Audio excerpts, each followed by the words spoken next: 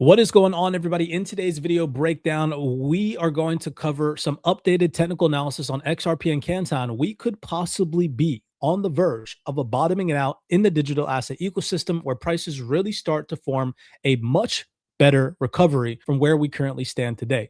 We're going to cover the fundamental backdrop, updated dark pools, and levels to be mindful of in the coming days ahead on both XRP and Canton, picking up from our last update that we had, giving you guys the clearest and most well-guided and well-rounded logical targets based off of our institutional software.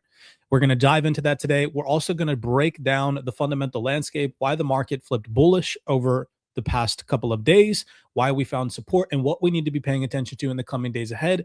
So hopefully you guys enjoyed today's video breakdown. If you do me that favor, smash that thumbs up button, subscribe to the platform. Remember that at any point in time, if you guys want access to a level playing field, institutional software with real data, dark pools, and delta information, you guys can always head over to CYPRXtrading.com.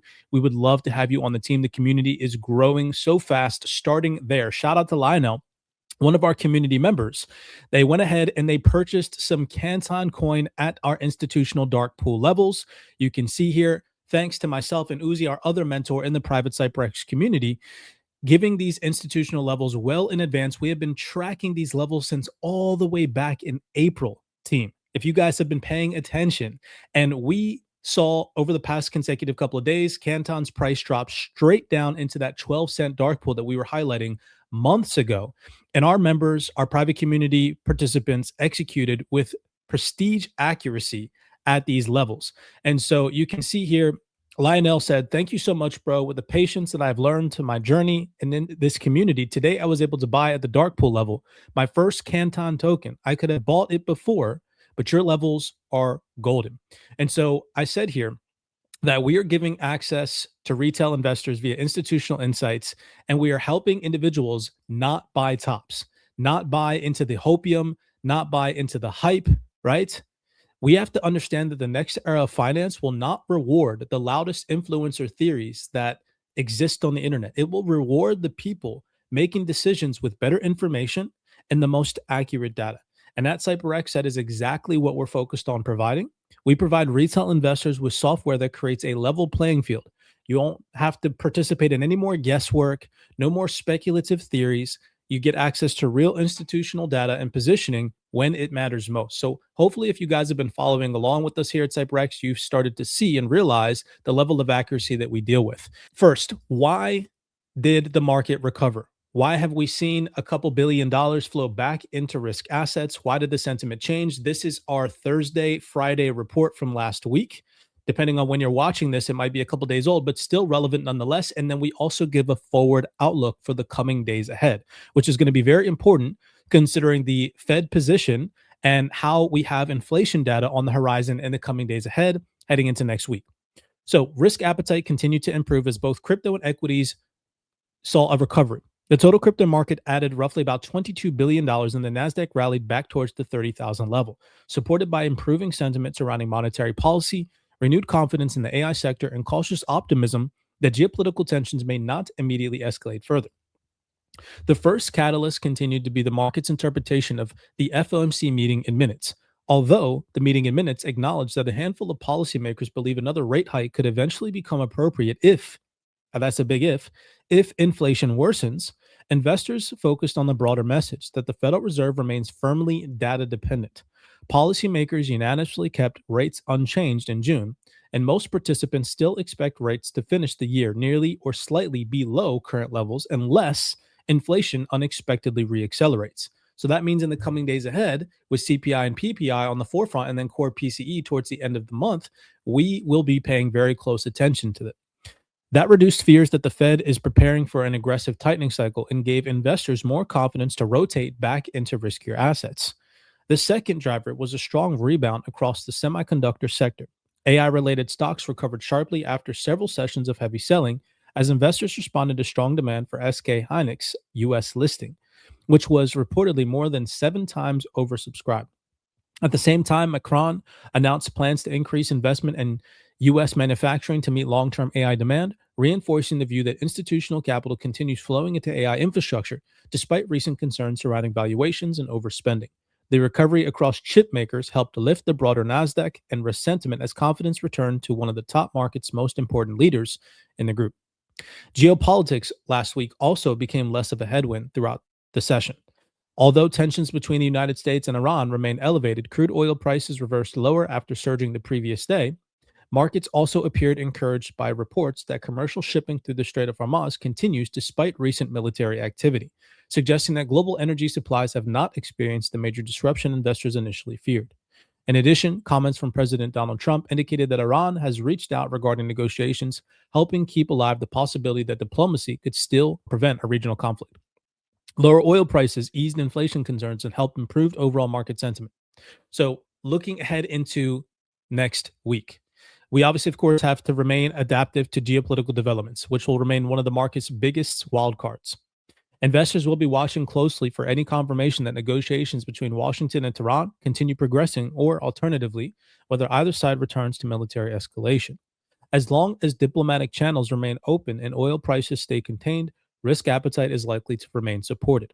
However, any attack that materially disrupt energy infrastructure or shipping through the Strait of Hormuz could quickly reverse today's optimism by pushing oil prices and inflation expectations higher. Attention will also shift towards next week's inflation data, which is shaping up to be one of the most important macro events of the month.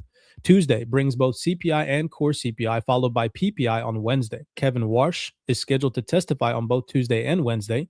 Retail sales, jobless claims, and consumer sentiment later in the week will provide additional insight into the health of the U.S. economy. After this past week's FOMC meeting in minutes reinforced data-dependent Federal Reserve stance, this report will play a major role, or these upcoming reports will play a major role in determining whether markets continue pricing in patient Fed stances or begin increasing expectations for additional tightening later this year. So, with that being said, you guys know that what we need to be paying attention to in the coming days ahead is inflation data, Fed rhetoric, Middle East tensions. Do we see inflation come out cooler than the market had previously expected or anticipated? Do we see Middle East tensions de-escalate with oil prices continuing to remain stable? And do we see Fed rhetoric that remains adaptive to the current environment given the data that comes out in the coming days ahead? So overall, a combination of less hawkish interpretation of the Fed, renewed strength in AI semiconductor stocks, and easing oil prices, along with cautious optimism that diplomacy may still prevail in the Middle East, helped restore confidence heading into the weekend. So now rolling over to the technical analysis aspect, you can see that just on July 8th and July 9th, we have seen some changes on the DCA levels and scalp deltas and dark pools on XRP. So covering those levels first. In our last video breakdown on XRP, we had mentioned that the $0.07943 level was the last line in the sand for buyers to defend on XRP's price. And if we saw that come into fruition where buyers' defense was thrown up, we could possibly start to see price push back towards the $1.11 threshold, where if we overcame that level, turned it into support, that would then open up the door for a revisitation of that $1.18 threshold. However, as of time of recording, the $1.18 dark pool has now disappeared, and we now have a new dark pool at $1.16. So going over some of the most recently updated dark pools, another one has now popped up, a buy dark pool at the $0.03799, which now remains our new line in the sand for buyers to keep price above if we want to see higher prices on XRP. So the first bullish scenario, right now at time of recording, we have broken back above $1.11, and it seems as though for now, buyers remain in control. With that in mind, we could still possibly see sellers defend these levels and push price back down into $1.07 to $1.03 to test the strength of these buyers from all the way back at the beginning of July. So bullish scenario number one would be if buyers can hold at this base or roughly around the new dark pool at $1.03799, turn it into support, defend against sellers, trap them, become aggressive, and push price back above $1.11, turning it into support and making our way up towards $1.16. If we can break above $1.16, where previous sellers trapped buyers, became aggressive, respected the $1.16 threshold, trapped buyers again, and became aggressive enough to push price down into the lower level buy dark pools, if we can break back above that, retest it, and turn it into support, that is going to open up the door for a much broader recovery on XRP's price. The next levels to the upside via institutional hurdles that we need to overcome before we get excited of any higher levels on XRP is roughly around $1.29, to the $1.36 sell dark pools. So those are going to be our most immediate upside targets. If we can sustainably break above $1.11, $1.16, that will then open up the door for a revisitation of $1.29 and $1.36, where we will likely start to see some sellers either defending price, or if, again, extreme optimism floods back into the market, we could see these levels smash straight through, and then that would open up the door for higher targets. We'll get into those in just 1 second. So that would be bullish scenario number one. $1.03799 holding as support, and price stabilizing above higher level dark pools at $1.11 to $1.16. Scenario number two would just be a continuation from where we currently stand. As of time of recording, we have slightly broken above $1.11. We're trading at about $1.11.5. If we can turn $1.11 into support and start to trail higher, taking out $1.16.750, turning that into support, that would also open up the door for a much broader recovery on XRP's price. Now, to the upside, in an extreme optimistic environment, if we can see buyers overcome $1.29 to $1.36 dark pools, then that will open up the door for the next levels to the upside and the hurdles where sellers could start to show their hand between $1.57 and $1.77. I'm sure that in the coming days ahead, we will have an update before those levels and targets are met. But nonetheless, I hope that you all have really enjoyed this level to level accuracy. After we respected and rejected the $1.18 threshold in our last video update, we came straight back down into the $0.07943 dark pool, where you can now see at time of recording, sellers have been trapped. Buyers have made some formal attempt to defend this dark pool. We need to see, however, a much broader bullish recovery, or else this could just be profit taking from the sellers that sold between $1.16.750 and now $1.07943. So in order to see that this is not just profit taking from sellers, we need to formally see a retest of $1.11. We need to see buyers trap sellers at this level. We need to see them overpower the sellers in this most recent pullback or this bearish leg and break back above $1.16. That would be the first indication that buyers are making a much broader formal attempt to push prices higher into a much higher premium. All right. So those are the upside targets that are on our radar for now. To the downside, of course, that 91 cent threshold is still calling my name. I am hoping, praying that we get that level. Personally, because I bought most of my XRP well below 27 cents. For me, buying above $1 isn't necessarily discounted or a discounted opportunity, albeit I have started accumulating some XRP at these lower levels. I'm not dumping substantial amounts of capital in unless we break below $1.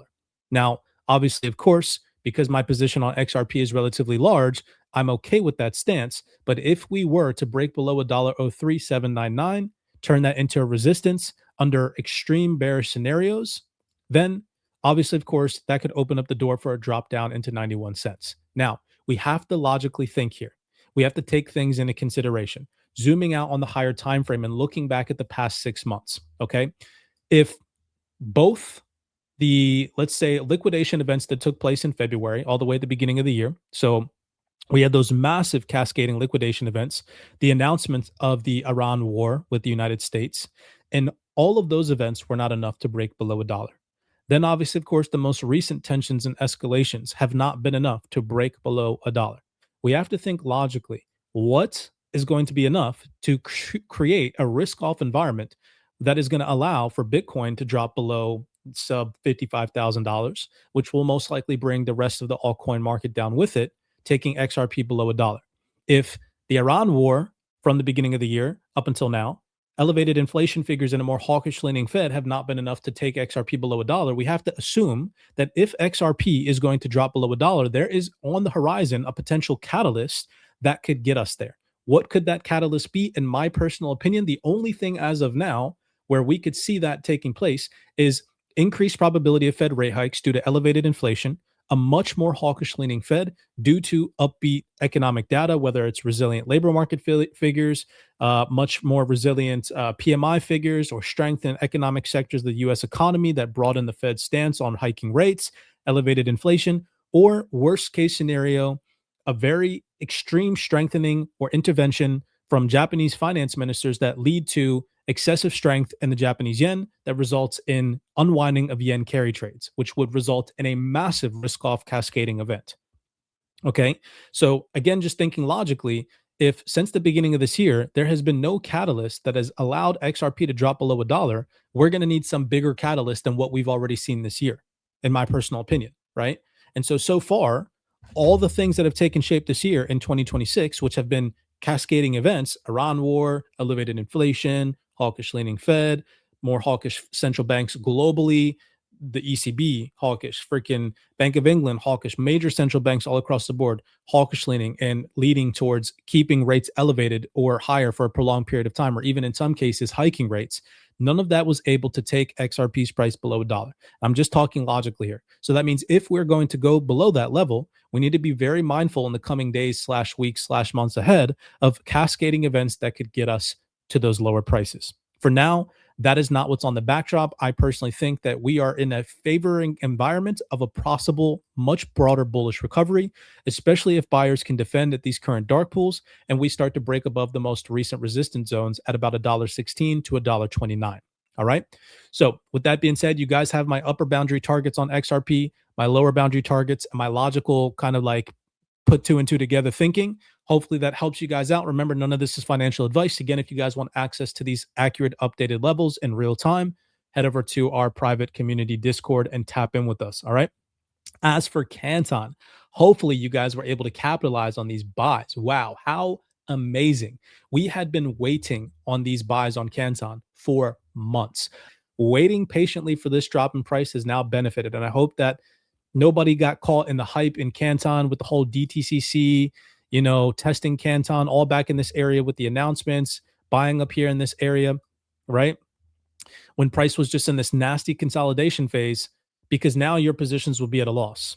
Hopefully, now you guys can see that being patient, having accurate information and data, and just waiting for these levels to come into fruition with buy limits set at these levels shows you guys the level of accuracy, that we try to deliver to the general public. So, with that analysis in mind, let's just personally look at what I think is going to take place is the bullish scenario.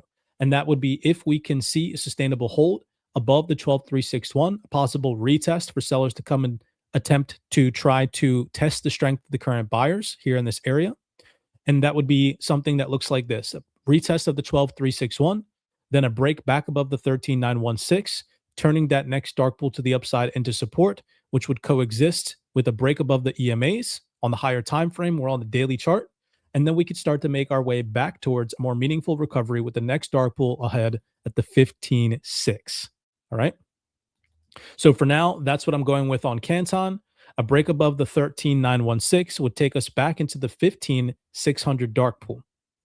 A sustainable break above the 15,600 dark pool would be a catalyst that opens the door for a possible move towards the 17,094 dark pool. So we do have a large passive seller sitting at the 17,094 dark pool, which we can see has been respected for multiple weeks in a row. Now, there was speculation on who was the major entity selling, who was the major institution stalling price at this level. Whoever it was, I will go outright and say this: that when this level is broken, that is likely going to result in a nice sell squeeze. If we can break above the 17,094, turn that into support, that is going to open up the door for those higher level targets on Canton, which are going to come at roughly around anywhere in between 19 to 29 cents. Those are our upper level targets on Canton for some next good take profit areas. If we can break above that 17,094 cent psychological level, I will personally be taking a portion of my Canton off the table, possibly taking profit at anywhere between 24 to 29 cents, turn it into stable coins, wait for a pullback to better position myself at lower level dark pools upon a profit taking event. All right. I'm not going to be selling all my bag, trying to wait for a pullback, just simply dollar cost averaging out at higher level dark pools and then dollar cost averaging back in at lower level dark pools if we get that pullback opportunity. So for now, you guys have some upper level targets on Canton to be mindful of. If we can turn the 13,916 into support, then we can start to make a more meaningful case for recovery back into the 15.6 to the 17,094. A break below the 12,361, and I personally, again, not financial advice, still have some buy limits resting at roughly around 11.5 cents, slightly above the dark pool at the 11,021. And I also have some buy limit set at roughly around 9.5 cents, slightly above the dark pool at the 0.9453. So just in case we do see lower levels come into fruition and we see sellers overpower buyers and break beneath these current dark pools, we still could see a drop on Canton that comes and takes us down into 11 in between 9 cents. All right. So those are the most recent updates and the most recent dark pools from within inside our private CYPRX community. Again, if you guys want access to these updated levels because they get accessed in crypto anywhere between every other day to every 3 or 4 days. All right. You guys can head over to CYPRXtrading.com. We'd love to have you on the team. Try them out for a month. See how accurate they are yourself. You guys can always cancel your subscription to the Discord, but most of our private community members, some of which have been in our community for 3+ years. There's been members that are currently still active that have had a 4-year subscription to our community because they see how accurate these levels are. They see all the hype out there that exists on the internet, all the bullish moon boys that are wrong year after year after year. Meanwhile, at CYPRX, we are trading level to level, increasing our bags, taking profit at sell dark pools, $dollar cost averaging in back at buy dark pools, and building our bags for when we do see an institutional massive FOMO bull run. Our bags are nice and fat because we have been strategically positioning ourselves from level to level the entire time that we've been waiting. Many blessings to you guys. We'd love to have you on the team. That is the end of part 1 of today's video breakdown. Do us that favor, smash that thumbs up button, subscribe. If you guys have any questions in regards to what it is that we offer in our private community, you guys can always feel free to DM me on Twitter. The email can be found in the Discord. The email can be found in the description down below. You guys can always feel free to shoot me an email, ask any questions that you may have before tapping in with us in the private community. With that being said, be cognizant. Be aware out there. Remember, none of this is financial advice. I'm not telling you guys to go out there and dollar cost average into any of the assets that we talked about in today's video breakdown. Always make your own assessment, do your own personal research, and I'll see you guys in the next video breakdown.